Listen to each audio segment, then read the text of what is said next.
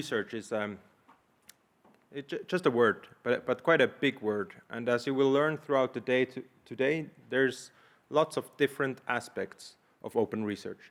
And I would like, just as an introduction, quickly go through a few of these aspects, why they are relevant, why we think they are important to advance many fields of research, and how we believe they can help us bridge this gap between academic research and industrial applications.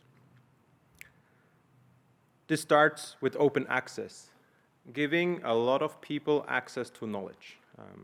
Many of you scientists know this, you publish or you want to read published papers that are not open access, so you either have to have the money or the university who has access to that information. By promoting open access, we allow way more people to get the relevant knowledge and to build on top of that knowledge to advance their fields. In the same sense, open data is a very important aspect of open research. Today, maybe more than in the past, data has become very important for research. And when you look in the media, what happens a lot is data is being used without the knowledge of the people who produce that data.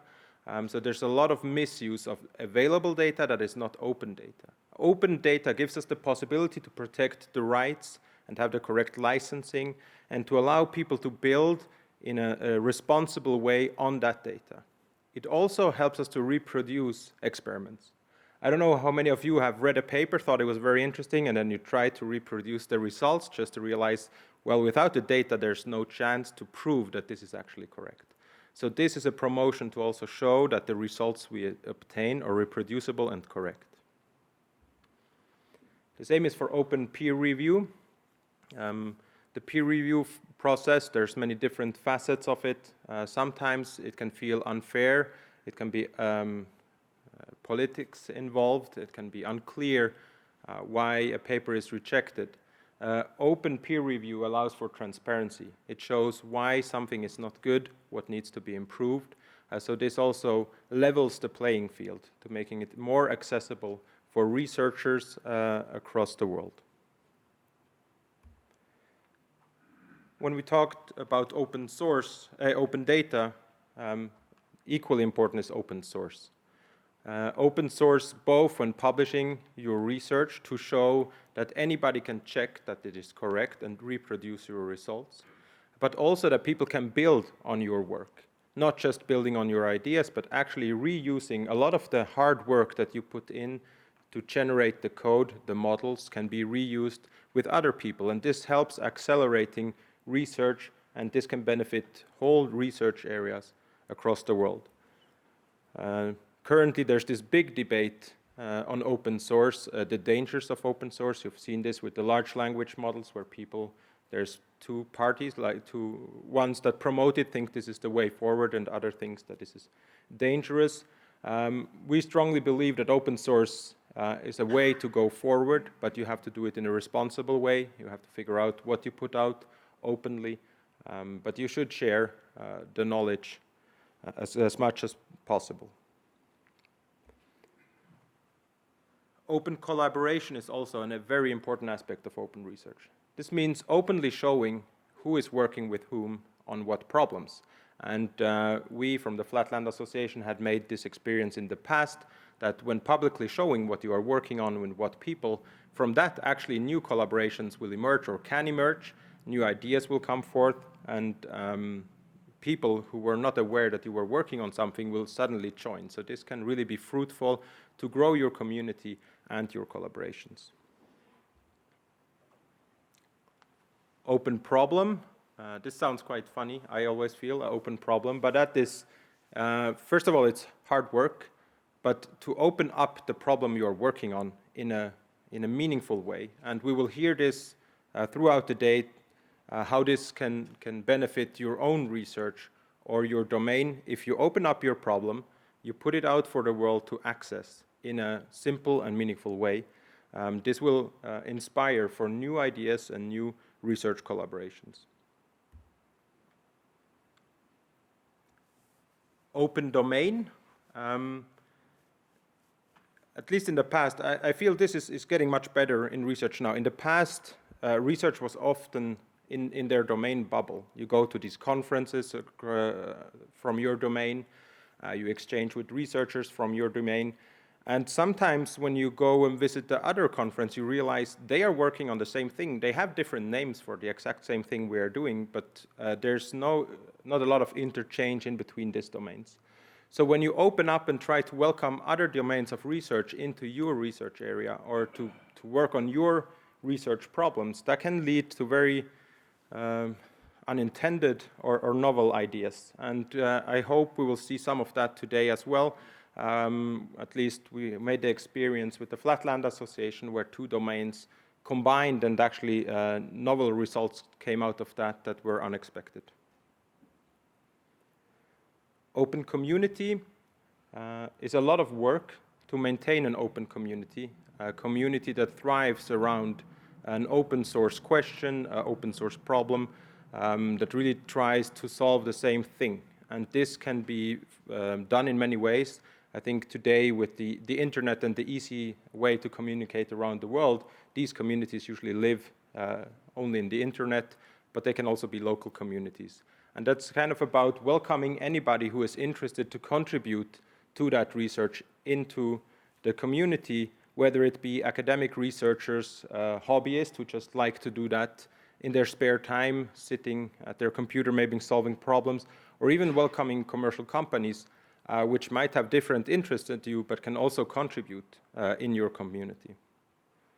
So as you understood now briefly, open research is really a big open ecosystem. You cannot say just this is open research. There's many facets, and not every open research projects need to tick all these boxes. You can really use this ecosystem. And today we would like to focus on one part of such an ecosystem, really the collaboration between academia and industry on how to kind of bridge the gap to get the results from research into applications in the industry. So in the morning, you will hear a short story from the Flatland Association. I will tell from my own experience what we've done with Flatland. We will then hear from two industry partners from railway and power grids, how their experience has been in applying open research methods to advance their problems or to find solutions for the problems. Then in the second half, after the break, we turn more towards community members that participate in such open research projects. We hear from young researchers from academia, and we then close with the focus on the human and how that is relevant in research, in particular when we want to apply this later in industry. And we round it all off with a panel discussion where we kind of want to look forward. What do we want to see around open research to go to really simplify or to accelerate research results coming into industrial applications? So before I was at Flatland and another company, I started working at the Swiss Federal Railway Company. And the problem we wanted to solve, you see here, it's quite simple. It's train passing each other. That is the basic issue we wanted to solve. So this by itself doesn't look very complex if you just want to pass one train. But if you look at the small country of Switzerland, there is 11,000 roughly train runs every day, and there's 33,000 signals and 13,000 switches that kind of manage this traffic. So this simple task of just overtaking a train becomes very, very complex. Now, I'm not going into the details on why we were so interested in this problem, but if you can solve this problem, you can start looking at your railway network at the larger scale. You can start to understand how this works on the whole scale of Switzerland. So the way we approach this, like I think many companies would approach this, we kind of started with in-house R&D. So we are at an applied machine learning day, so of course we try to use machine learning. So what you're observing here is our first steps in-house, trying to get agents to coordinate in a labyrinth to find the correct paths and not be in each other's way. So as you can see, they are not allowed to pass through each other, so they can block the path. This is a very realistic way, this is a problem we have on railway. We cannot go through each other. It's not like on the road where you can just pass. So looking into this research, we found early on quite promising results. We could scale this to much more agents. We can scale this to much more complex problems. And our agents were able to learn behavior that allowed them to navigate unseen environments after that. But we quickly realized if you do in-house research, you're limited. First of all, if you work at a bigger company, usually you have way more tasks than just working on one fun project. So you get distracted, you have other things. And then usually the people at this larger company don't have the access to the state of the art. I mean, we are not academic researchers, so we are lagging years behind. What we are using is stuff that has already been around for a few years. So instead of giving up, we figured, let's ask the world for help. So we rethought how we do this. So instead of trying to solve the problem, we just tried to reformulate the problem. So if you want the world to help, you have to have a very clear understanding of what your problem is. You have to formulate it that the person who is not a domain expert in railway understands this. And you have to sexify it. It has to look fun. So you make a nice game, you make a bit more nice visuals, because this attracts people to at least spend some minutes looking into it and then understanding, oh, that's actually an interesting challenge to solve, and then they start solving it. So what you see here is kind of the more advanced version of what you saw before. These are trains that have to run from point A to point B. There is disturbances, so trains are being disturbed, and they have to avoid each other. And the lines you see are kind of helping to illustrate where they go.